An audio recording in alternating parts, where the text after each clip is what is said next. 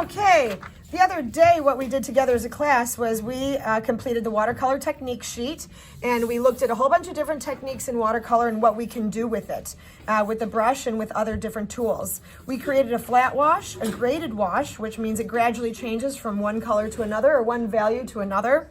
We created a wet on wet so we could see what it's like when watercolor blurs into each other. This is wet on dry, what happens when the paint dries and we paint over it. A dry brush technique is basically done with a dry brush, scraping along the side. Edging was done with a little piece of plastic, acrylic, or like a credit card. Lifting highlights was done either with a dry brush or a piece of tissue. Scraping was done with the edge of this plastic. We did a wax resist with crayon and we added salt here to make the sparkles.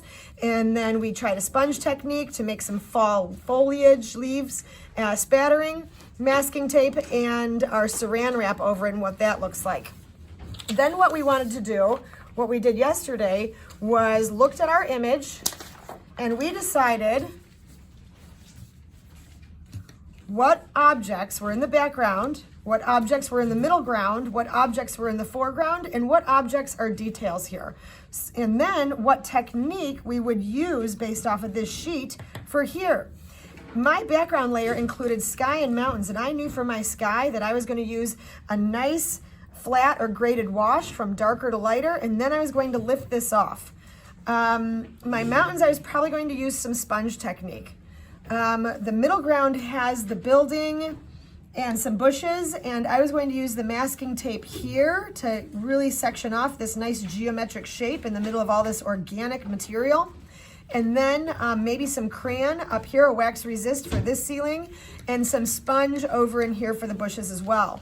In the foreground, we have some kayaks and what do we call this? The sunfish sailboat and another sailboat. So I figured these would just be nice flat washes after I painted the sand in and made the sand color.